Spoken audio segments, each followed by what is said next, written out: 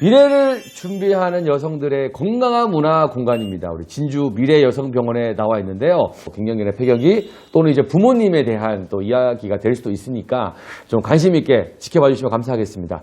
자, 그러면 준비됐다면 바로 강의 만나보겠습니다. 오늘 그 강의는 어렵게 이야기하지는 않겠습니다. 무슨 말인가 하면은 학문적이라기보다도 실제 생활에 겪을 수 있는 이야기들을 위주로 해서 여러분들에게 도움이 될 만한 내용으로 간단하게 말씀드리겠습니다. 우선 폐경기 여성의 건강은 호르몬 투여만으로는 해결될 수 없다는 것을 우선 인지하셔야 됩니다.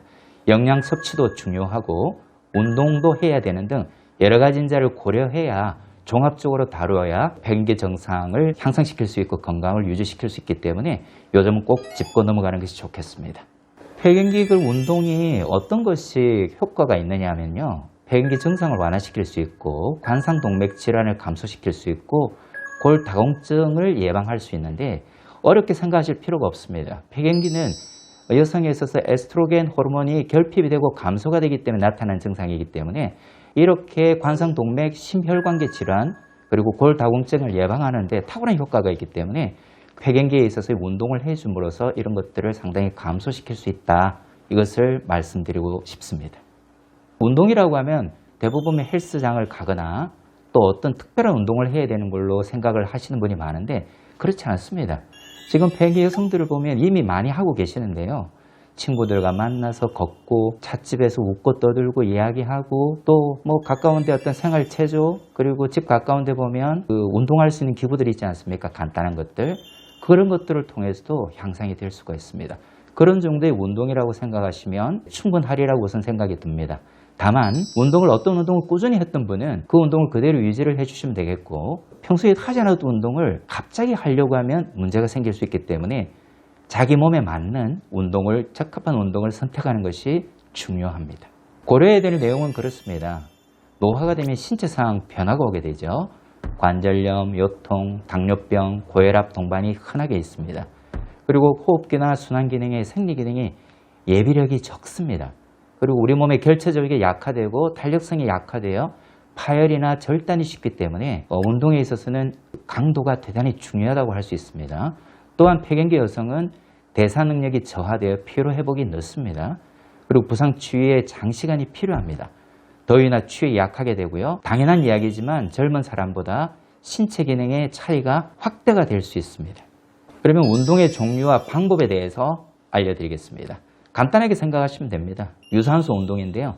걷고 달리고 그리고 수영하고 스케이팅하고 자전거 타기 다 좋은데 본인에게 맞는 운동의 강도를 정해서 조금씩 증량시키는 것이 바람직합니다.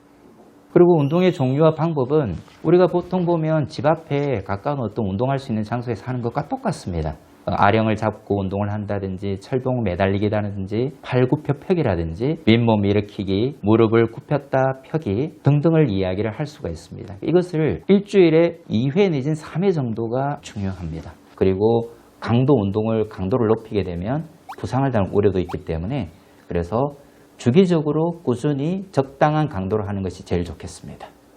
자, 운동의 효능에 대해서 말씀해 주셨는데 그러면 이제 우리가 일상생활 속에서 좀 쉽게 할 수 있는 운동들, 집에서 할 수 있는 간편한 이 활동들이 있을까요?